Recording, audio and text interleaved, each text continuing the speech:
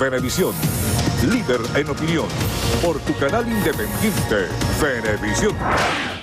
Muchísimas gracias por acompañarnos en Entrevista Venevisión. Tal cual como lo anunciamos, ya se encuentra en el estudio con nosotros Didalco Bolívar, él es coordinador del partido Podemos. Gracias por acompañarnos. Gracias, Andrina, por la invitación. Entendemos la complejidad de llegar hasta este punto porque la sede de Venevisión está precisamente ubicada en Plaza Venezuela. Estamos viendo el reporte de nuestra compañera Milagros Zambrano de lo que está ocurriendo en todas las adyacencias cuando piquetes de la policía y de la Guardia Nacional están tratando de frenar el paso de la movilización que tenía como destino final el Consejo Nacional Electoral.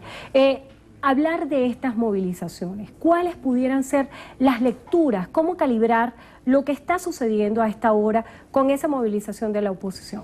Bueno, es que no se puede hacer una abstracción del resultado del 5 de diciembre, ¿no? Por los efectos parlamentarios. Yo creo que la oposición ha equivocado, a mi manera de ver, su estrategia.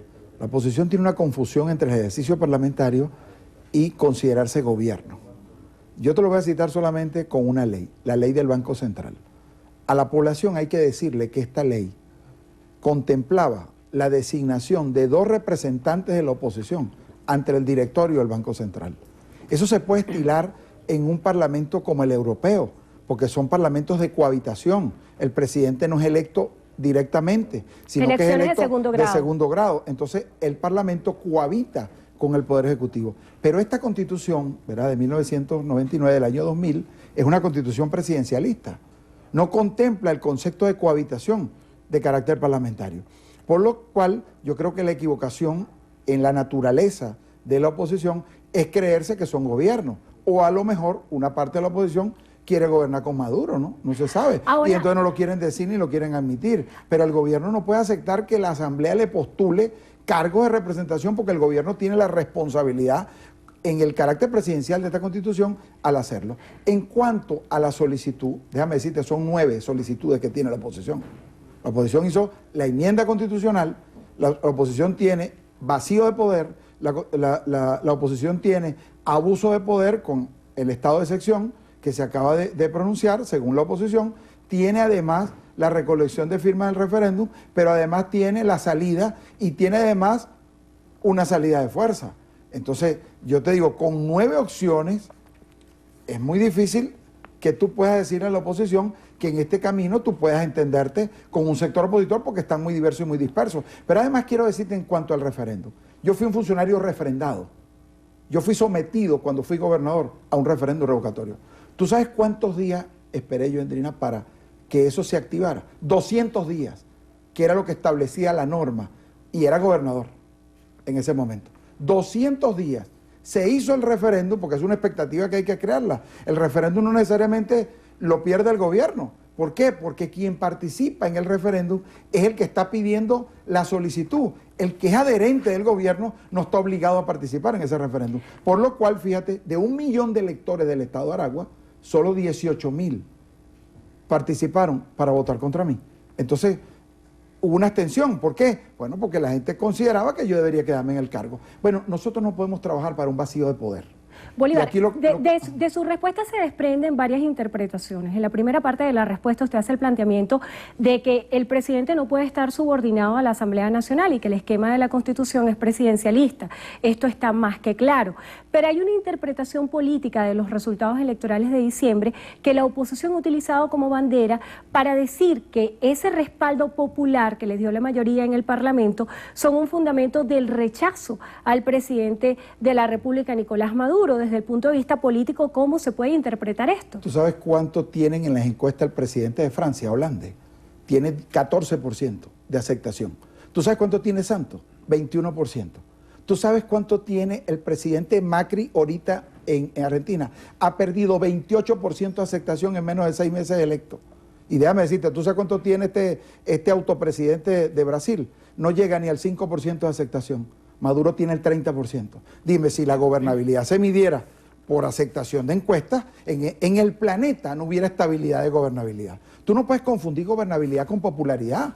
O sea, un funcionario público puede perder popularidad. Lo que tú no puedes es violentar la norma de la gobernabilidad. Y es lógico que fíjate, si en Francia nadie está pidiendo que se vaya Hollande. Nadie está pidiendo en Colombia que se vaya el presidente Santos. Y en el caso de Argentina, nadie está pidiendo que se vaya Macri porque ha sido recién electo. Pero Oiga, el planteamiento... ¿por qué tú tienes que vincular, digamos, pérdida de popularidad? Te digo, 30% contra Santos en 21. O sea, hay una demostración. Bolívar, más allá que hacer el análisis en función a comparativos con encuestas en la región a nivel de popularidad de los diferentes presidentes de esas naciones, la oposición venezolana ha planteado en reiteradas ocasiones que la solución a la crisis económica, política y social que atraviesa nuestro país pasa por la salida del presidente Nicolás Maduro. Usted da unas declaraciones en las cuales afirmaba que el presidente Maduro no sale de la presidencia. Esta idea la quiero concatenar con el hecho de que usted, cuando fue gobernador de la entidad que representó, fue también sometido a un referéndum revocatorio. Sí, pero esperé 200 días. 200 días siendo gobernador. O sea, que la clave fundamental en este caso, ¿usted cree que la dirime es el tiempo? Claro, porque lo que se le está diciendo a la oposición es que los laxos no le dan para el 2016. Ahora, la oposición ha hecho del 2016... Un año definitivo. Sí, pero bueno, y entonces, ¿cómo es que esta oposición? Mira, yo no soy quien para darle consejo a la oposición, pero yo te digo, si la oposición ganó la elección parlamentaria, ¿qué era lo lógico? No ir a una enmienda para destituir al presidente, sino esperar las elecciones de gobernadores, ir a la elección de gobernadores, y yo estoy seguro que hubieran salido bien en una elección de gobernadores, tomando en cuenta la referencia a la elección de diciembre del año pasado. Pero déjame decirte, una elección municipal y luego una elección presidencial. ¿Tú te acuerdas de aquel eslogan de Biasa? El eslogan de Biasa es, el tiempo pasa volando, son 3 años. Ahora, esto en vez de esperar 3 años, quieren un referéndum que no es un referéndum, lo que está acompañado es un vacío de poder. Detrás del referéndum lo que hay es un vacío de poder. Nadie dice quién va a sustituir a Maduro si fuera refrendado. No, eso no está claro en la solicitud. No, si no hay un vacío. Ahora, ¿qué hay detrás de esa solicitud? Bueno, hay una salida de fuerza. Bolívar, usted una salida de fuerza. Déjame decirte, no se puede subestimar la declaración del presidente Uribe, porque el presidente Uribe manejó una fuerza militar en Colombia que hoy está dividida por el acuerdo de paz con la FARC. Y una parte de ella es uribista y otra parte es de Santos. Cuando el presidente Uribe dice, hay que intervenir militarmente a Venezuela, nosotros tenemos que tener el cuidado de que en la frontera no se produzca un desenlace militar que obliga a nuestras fuerzas militares a actuar. La oposición ha dicho en el día de hoy texto de lo que ha dicho la oposición, Chávez nunca solicitó un estado de excepción y por eso lo tumbaron. ¿Por qué lo tumbaron el 11 de abril?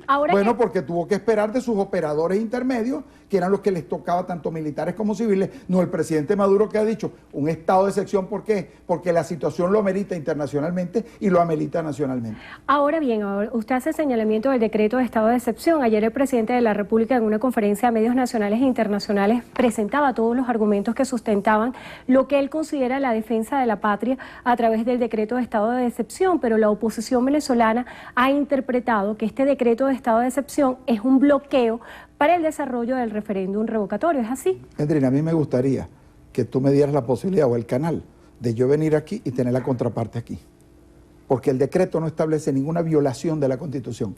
Hay 3 maneras de solicitar el estado de excepción. 1, por catástrofe, por economía o por conmoción.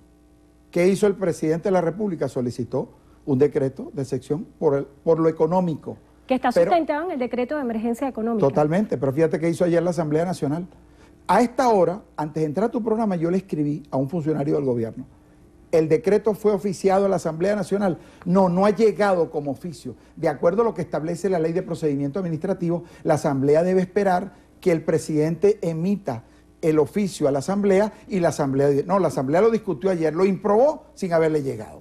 O sea, no le ha llegado el decreto todavía. Lo bajaron de Google. Y entonces bajándolo de Google dijeron, no hay que improbarlo. Mira, primero espérate como dice la ley. Entonces, tú no te puedes poner por encima de la ley de procedimiento administrativo, porque el contencioso administrativo te llevaría precisamente a una decisión que no te favorece. Ahora bien, haciendo referencia al eslogan que usted hacía referencia antes de la relevancia del tiempo, mientras todo esta diatriba política está sucediendo, hay gente que está en sus casas, hay muchísimos venezolanos que tienen contrarreloj el tiempo por distintas situaciones, la situación de la comida, la situación de los medicamentos. Hay distintos escenarios que tienen movidos a los venezolanos de la mano del esquema de la inseguridad. ¿Qué hacen los venezolanos mientras existe esta confrontación política? Bueno, fíjate, yo antes de venir para acá me paré en el kiosquito, ¿verdad? Y a ver los periódicos, y los leí porque llegué muy temprano, ¿no? Previendo todo lo que estaba pasando en Caracas, y bueno, llegué. Pero llegué. Y vi este periódico, ¿no? Que te digo, no es que le esté haciendo publicidad, ¿no? Yo no sé si estos son los titulares de todos los días, ¿verdad? Pero hoy lo compré. Lo que quiero decirte es, fíjate, una noticia.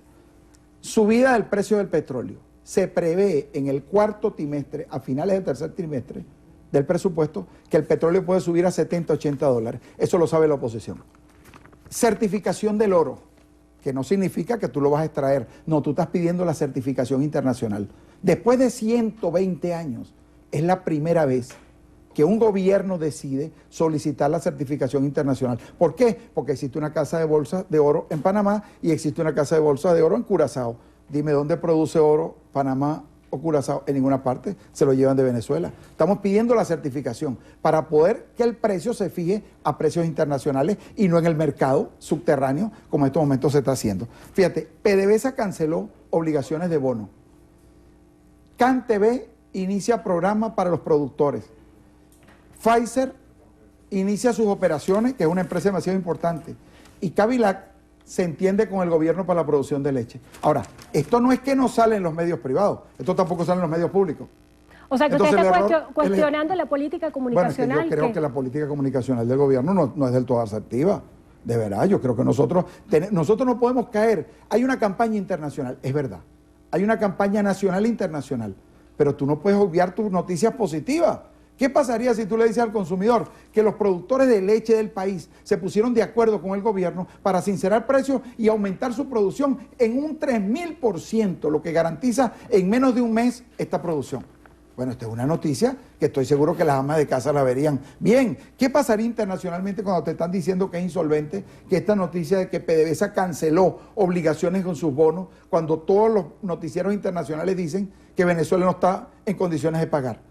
Y nosotros acabamos de honrar nuestra deuda. Y ayer lo anunció el presidente. Bueno, eso también es la noticia. Nosotros no podemos convertir las noticias malas en una respuesta a esas noticias malas. Nosotros estamos obligados también a valorar el esfuerzo que el vicepresidente Aristóbulo está haciendo, del que está haciendo Pérez Abad. Un acuerdo, mira, Endrina, en términos médicos, hay precios de medicamentos que venían del 2003, que no se sinceraron.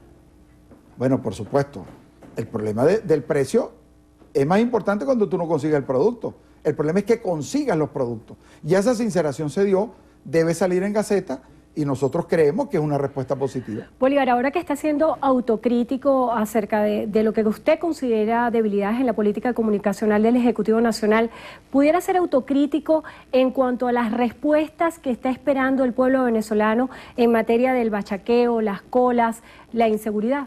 Mira, yo creo que con el acuerdo que se hizo, ¿verdad? El acuerdo, y por eso es el decreto de emergencia.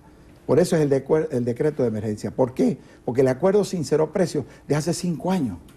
Ahora, el precio que usted va a conseguir en el mercado es mucho más alto, pero más barato que el bachaqueo. Es más barato. Bueno, nosotros estamos enfrentando un precio paralelo de mercado subterráneo que se está estableciendo, que nosotros tenemos que evitar que se convierta parte de la estructura económica del país.